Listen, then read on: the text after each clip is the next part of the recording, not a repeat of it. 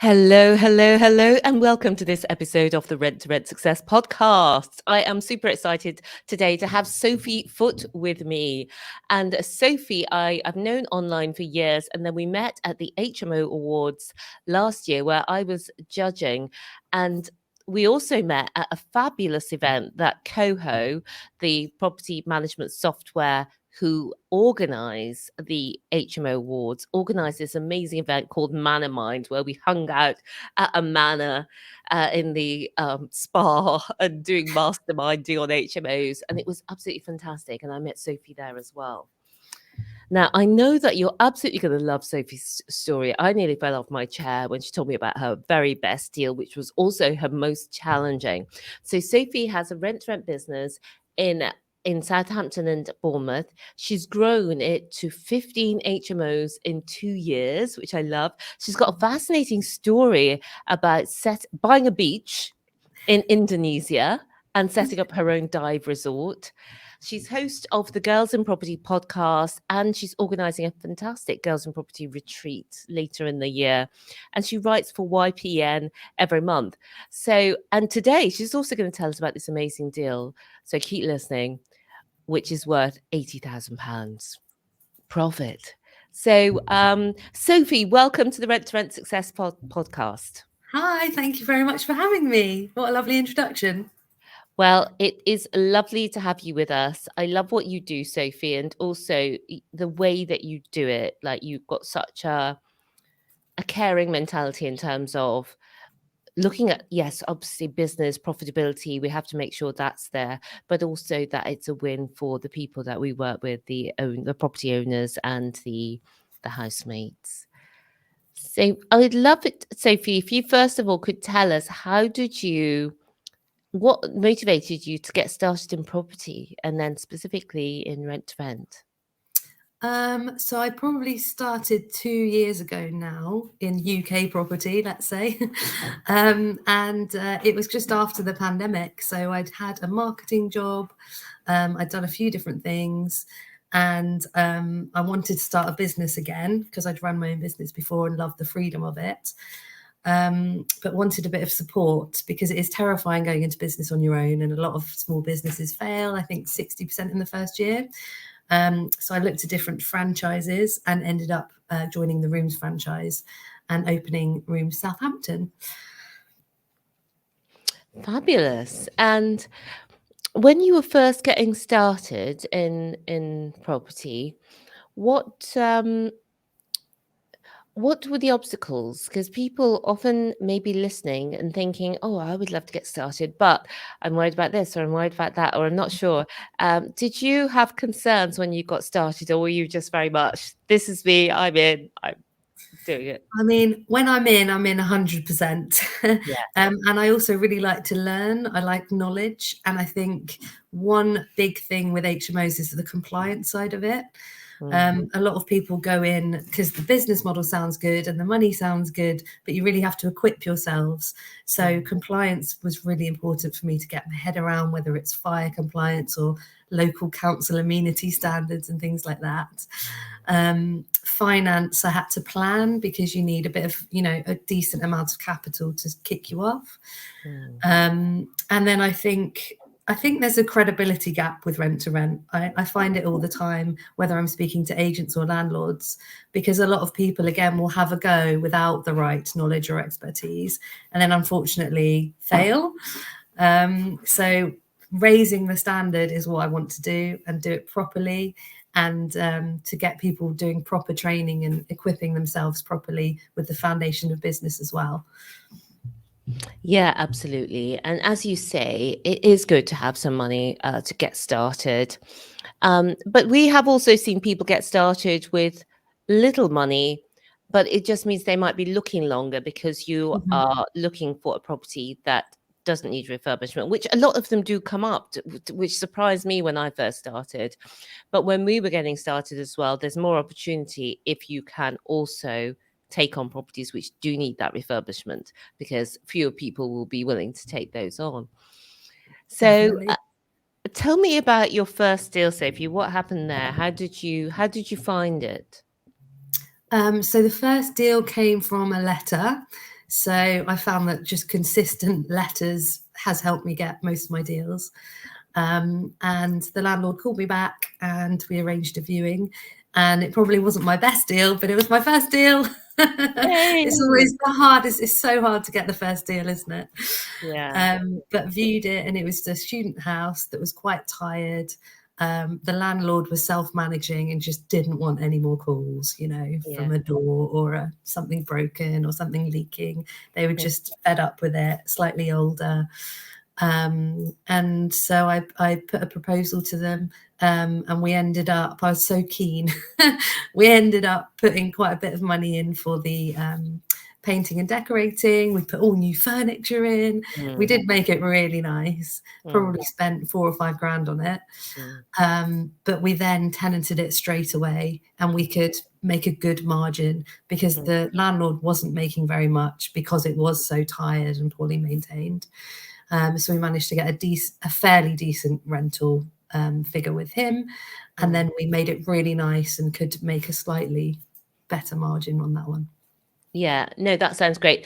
And it sounds very much similar to us. We did spend a lot on that very first. Well, it was the first 2 properties because they both were with the same landlord. But you live and learn. And what I know now is that the landlords are much more willing to spend than we had thought. And they actually kind of think that they will need to. So they're not expecting us to pay for stuff. So so in the deals since then, we've found that we're spending a lot less on the refurbishment, or we have such a super deal whereby we get a massive discount on the rent. And pay for the refurbishment, which can also work as well. So speaking of that, we were talking. Well, let's just complete your first deal, then we'll go on to your exciting deal. With the first deal, the things that I can see that people really worry about, number one that they worry about is the finding it, which we talked about. Yours was letters. Now, I hear so many people saying letters don't work. Totally not true. And if you're listening and you want to get our letter templates, our contracts, and our deal analyzer, it's all in the Rent to Rent Power Pack, which is at renttoRentsuccess.com/power, POWER. Yeah, I know that we're in the digital age, but letters still work. And there's lots of online ways of finding landlords as well. So you had that deal, and then you refurbished it, and you then tenanted it. And that is an area, surprisingly, that people always say, oh, what happens if I can't tenant it? But what did you find when you were tenanting yours, Sophie? I was wondering, how am I going to tenant this? Do I need to go and approach local businesses? Do I need to send flyers out? Do I need to put things on notice boards? But we have an amazing resource, which is Spare Room. And if you've got a great ad, you can start marketing it even before it's ready. And then you can say, look, these rooms are brand new. These rooms are being refurbished, especially for you. Which one would you like? And it was really easy. And I'm finding right now demand is even higher. I think due to the cost of living, due to bills rising, instead of renting a flat plus bills, which could be over £1,000, people are now saying, oh, I could stay in a really nice house share for 400, 500, 600 quid a month with everything included. So demand is insane at the moment. I don't know if you're finding that as well. Absolutely. So when people are emailing me, but what if I can't fill the rooms? That is one of the least, I'm not saying you're going to have zero problems. Whenever you do anything, there's always going to be some challenges, but finding tenants in the current marketplace is not going to be one of the problems. It's easy. And I would hope by that point you've already done the market research. So you haven't got a house in the middle of the countryside. You've got a really good location where professionals are likely to be. Yeah, where people want to live. So tell us then about this other deal that you got that we were just discussing. You said it was, well, it's your most profitable, but also one of your most challenging. Yes. So I viewed this house kind of January, February time, and it's a really, really big house, 7 bed. And you walk in and sometimes you can just smell a house. And it really, really badly taken care of, kind of peeling wallpaper and sticky floors and just furniture knocked over, like it was a right state. I think there were too many people in the house living there. There shouldn't have been that many people. I don't think they were even on tenancy, so it's in quite a bad condition in all aspects of it. It had 2 bathrooms with baths that were just like yellow. It was really bad. And so I kind of did a deal analyzer, put an offer in and thought, okay, we can probably spend 10 grand on it and we can replace the kitchen and bathrooms, repaint it, put some new furniture in, and it'll be nice. And the rooms were massive. So I thought, they'll make good rentals. And quite quickly, our offer was suddenly accepted. And I thought, oh, I need to find 10 grand. Yeah. I hadn't consulted my cash flow spreadsheet, which is now my best friend. Yeah. And I consult that on every deal. But at that point, I wasn't quite as organised. So I basically found 10 grand through some private investors. And my poor husband, Simon, I then brought him in. And he was just like, oh, my goodness, because he was doing all of our refurbs basically by himself. I think that was HMO number 6. So money was still tight. Cash flow was still, really tightly reined in. So he was doing a huge amount of the work himself. He basically did that for 3 months straight. We had a 3-month rent-free period. I think we then went over time and over budget because, we'd clear a room and then find the floors were rotten, or, one thing would turn into another. But yeah, we ended up spending, I think, about 12.5 grand on it. And then it went from 3 months to nearly 5 months. So by the time it was finishing, we really, really needed it cash flowing. And then luckily a care home basically took the whole thing. They said, we've got 7 staff coming in a few weeks. Can you provide rooms for at least 6 months before they then bring their family over and will want to move? So we gave them details and showed them around, and it was huge rooms, new furniture, new kitchen, new bathroom, and they loved it. So they then took it on, luckily I think they paid a deposit and a first month's rent for all 7 people immediately, which helped my cash flow. And then they moved in. And the day they moved in, I remember Simon and I were there in the morning just doing the last bits, making the beds, because we provided bedding and stuff for these guys because they're all international, signing the tenancy agreements and getting the inventories done. And they all arrived and they were really happy because the rooms were massive and lots of light. And Simon just looked at me and said, what do we do now? Because he'd been there full time for 3 months. I think he'd slept there for the last week just trying to get it done. We had a team of like 7 Hungarian guys who we just hired for a week to get it done. And I said to him, I think we deserve a brunch. So I just took him out for brunch and we finally celebrated. So it was a massive slog, a massive deal. But it's now our best cash flow property. Yeah. And what we discussed, or what comes to my mind, is what we talked about earlier. A lot of the times the owners will pay, but there are some instances where they won't pay. Maybe they're older. Maybe they actually have not got that money. Maybe they've got another business they're investing in, and this is just on the side. But they will give you a very low rent. Yes. That you can take on this property, do what needs to be required, and then invest and make the money back. And you made a big investment here. And what I loved about that, there's 2 things. You didn't have that money, because people say to me, I have not got that money. I'm worried about refurbishment. So I say, well, you don't have to refurbish. You can look for those properties that don't need refurbishment, which there are a lot of as well. Yeah. But you went to investors. So I'm guessing that's family and friends. Was it Sophie? Yeah, basically. And tell us a little bit about that process, because most people find that a little bit uncomfortable, asking for money. Yeah, well, one of them was an ex-business colleague and one of them was my brother. And I said to them both, can you lend me some cash for 6 months with a 10% return? And they said, yeah, that sounds good. Great. So it's not just saying, give me some money. It's saying I could actually offer you a return on that and it could do something positive. Yeah. So great. So that's great. So they're just loans then. And so you know what that cost is for that money, and they're not getting a share of the profits ongoing. So there's different ways to structure it. So I like the way that Sophie's done it there. And another way that we often talk about on the show is, do you know anyone who? If you're reluctant to ask someone direct, you can go to your brother or your ex-business colleague and say, do you know anybody who has X thousand pounds and would like a 10% return within 6 months? Yeah.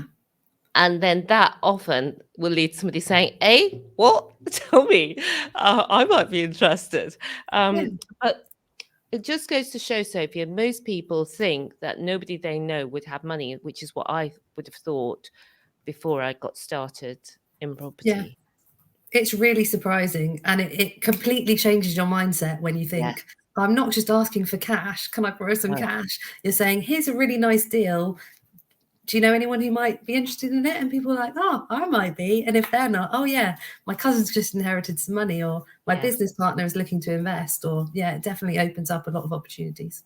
You're offering them an exciting opportunity. And for most of us, the opportunity to make money, and in this case, without having to do any work, is a very attractive one. And remember that the people who we're talking to are not property investors. Their money is sitting there at less than 2% in the bank, oftentimes. So this is fabulous. And then you've just got the family and friends who just want to support you, who are just doing it to support you because they like you and they want to help you succeed. And then other people. But anyway, well done on that. It's a phenomenal deal. And tell us now about the cash flow that you're making on that property. So it's making, the rent is making just over £4,000 a month. And then after everything, our net profit is about just over 1,600. Yeah.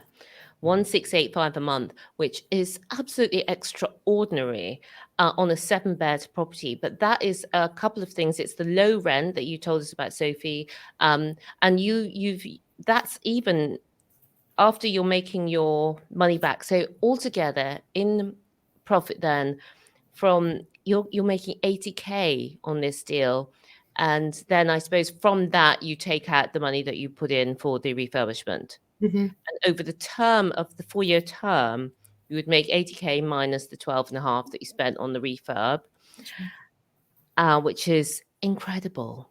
Almost 70k on this one. When you sit back and look at it, And that's property number 6. So absolutely, you don't have to take on properties that need a lot of refurbishment. But when you can, or when you know how to do that, that is so much more opportunity for you. And as you were saying earlier, Sophie, you could extend this for 8 years. Exactly. Yeah, it's really good. And the other side of the coin is taking on properties that are really nice. And people think, well, why would someone give that to me? But we've had one where we've literally taken it on. It's fully tenanted. It's probably the nicest furnished that we've got. And it was cash flowing. And the owner simply wasn't happy with how it was being managed before.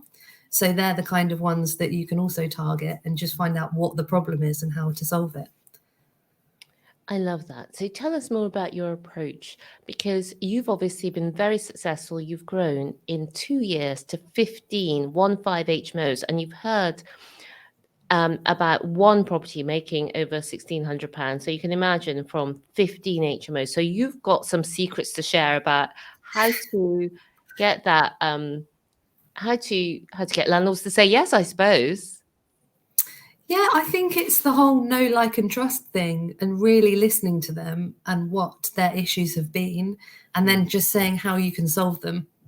That's simplifying it.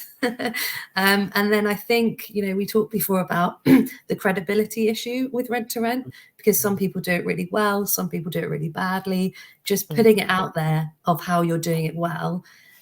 Being consistently professional from the initial letter, working really hard on that to make it look professional, to turning up at the viewing looking really professional as well, and then having that communication, the branding, just I think all of it being professional, friendly, having integrity, so that someone will trust you to work well for them, and really caring about the property. Like I always bang on about, we take great care of the property and the tenants, and we want to give them safe, comfortable, clean places to live.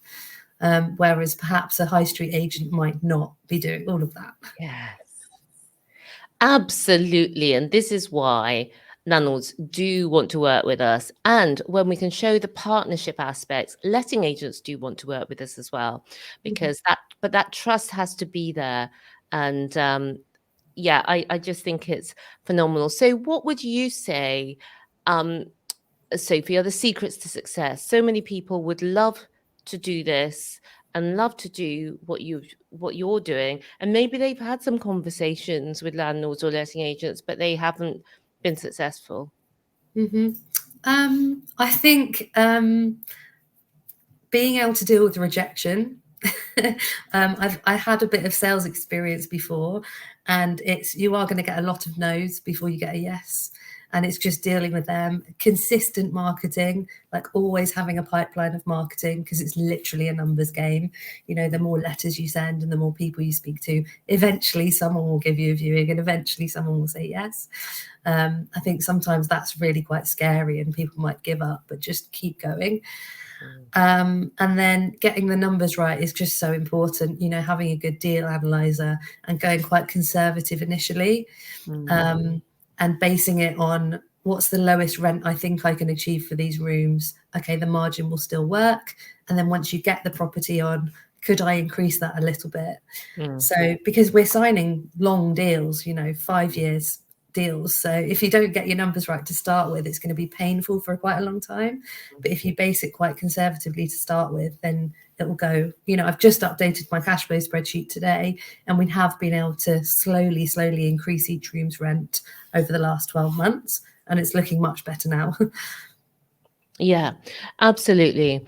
And the one thing I do say to people is you're not stuck for 5 years. If you take on a deal and then tomorrow you decide, in a year's time, you decide you're emigrating to Indonesia, for example, to go dive, or you're leaving the area, or for whatever reason you no longer want to manage that rent to rent, you can there are a number of things you can do. There's a break clause in the contracts that we offer that I mentioned earlier. And also you can negotiate as long as everything's paid up and so on. The landlord letting agent may be quite willing to agree that you end on such and such a day, everything's paid up till then. You might be able to sell this deal onto another investor who's then going to manage the property. So I do encourage people not to think, oh, well, if something happened or my circumstances changed or I no longer want to manage that property, do I have to manage that property for 5 years, come what may, because I signed that contract? No, as long as you manage the exit. Yes. Yeah, definitely. Okay. And I've had people sell me HMO deals in my area when they've moved on to other property strategies or things like that. Yeah. So yeah, it's definitely a possibility.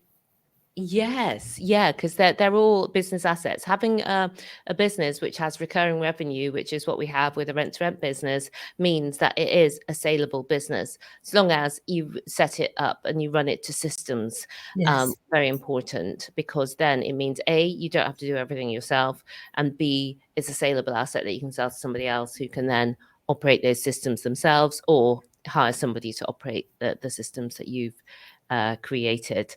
And again, that's at the end of the Kickstarter. We go through how to set up your systems really simply, so that you can do that. So Sophie, what would you say are the biggest mistakes that you see people making in rent to rent? I think the initial knowledge, all the compliance stuff, is super important. Consistently marketing is really important. If you just send out a mailing and then stop, or do a few agent calls and then get terrified of rejection and just stop. So not having that consistent pipeline, and then keeping a handle on the finances, definitely, because the more properties you take on, the more moving parts there are. And so having finances and systems in place, something like Coho or property management software, so you can see all your compliance certificates and things. I think, yeah, keeping an eye on the finance is super important. Yeah, I think Coho is brilliant, because I actually saw a post on social media earlier on about onboarding tenants and doing all the forms and everything. We use an automated form I just love what they're doing and the way they've really upgraded the platform Mhm. as well. So yes, biggest mistakes, not keeping your eye on the money and kind of not being systemized. Mhm. And I think it's good to start off with an online financial platform. Most accountants and bookkeepers work now on a cloud-based system, so it'd be something like Xero, Free Yeah. Agent, or one of these. We use Xero. Do you have one of those, Soph? Yeah, we use Xero, and I've just paid to delegate it to my accountant, which is amazing. Yeah, Because yeah, accountants and bookkeeping is just, it's one of those admin jobs that yeah, I think when you can delegate as quickly as possible, yes, because then I yeah, can do more marketing and business development and stuff I really enjoy. yeah. And well, we found we split it out between bookkeeping and accounting because obviously the accountants are much more expensive than the bookkeepers, and Mhm. we needed quite a lot of bookkeepers by the time we got to Mm.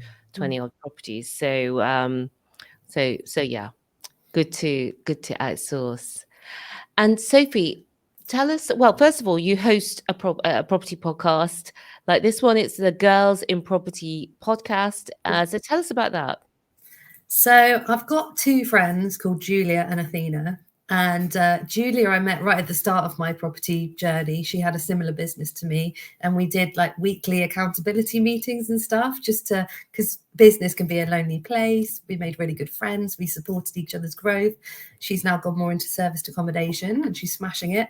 And then Athena, I met about a year ago, and we're now business partners in Bournemouth. She's amazing. And we just had this idea, should we do a podcast? Because we are supporting each other anyway. We're learning new property bits and pieces, and we just want to encourage more girls into it. So my husband Simon came on board and was like, let's buy some gear, bought loads of podcast gear and microphones, and we found a studio in Southampton. And it's a mix of us chatting, rent to rent, SA, how to start a business. And then we have guests on as well. We have developers, architects, business coaches, social media, anything that can help us as girls be more successful. And it's just fun. It's really fun. We're really enjoying it. Definitely check that out. Wherever you listen to this podcast, you'll be able to catch Girls in Property. And Sophie, you've got a retreat coming up later this year. Yeah, I think there's a space for girls in property to come together and network. So we've got a retreat in Hampshire on the 15th of September in the New Place Hotel, which is beautiful. It's very Instagrammable. We went for a site visit the other day, and we're basically going to do lots of networking. We've got some amazing guest speakers, lunch. We're going to do a live podcast at the end of the day. Then we've got lawn games and drinks at the back of the hotel, and then a 3-course dinner in a private dining room. So I'm Ooh, really, really excited. There's only about 10 tickets left. So yeah, message the podcast if you'd like a ticket. absolutely. I'm really excited about that. And you can, let me put that on the screen actually. You can DM Sophie. Sophie's on Instagram, Sophie_rooms, and follow her there. And also Girls in Property Pod. That's Girls in Property Pod. And so if you want to find out more about anything that we've talked about, if you want to talk to Sophie and say how much you enjoyed the show, or if you want to find out about the Girls in Property retreat, then DM Sophie. So I want to thank you, Sophie, for being here, being such an inspiration. 15 HMOs in 2 years, and one that's almost £80,000 in cash flow over 4 years, with that opportunity to extend. And I've found that most landlords do want to extend.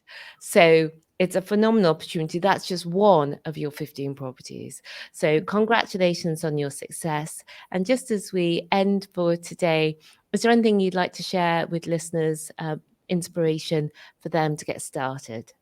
Oh, well, thank you for having me. It's always really nice to see you and catch up. And I'd just say to anyone, like, just start. You can spend a lot of time thinking about it and planning and wondering. And it's a terrifying leap to take into your own business. But do a little business plan, check it over with someone who's a bit more experienced, and just go for it. It's a great business model. It really is. And if you are thinking of getting started and you just want to see what's involved and find out a little bit more about it, then we do have our 90-minute Rent to Rent Success Masterclass, and you can get that at renttoRentSuccess.com/guide, GUIDE. And until next week, guys, it's been lovely seeing you. Remember, believe bigger, be bolder, be a game changer. See you next week. Bye for now. Bye.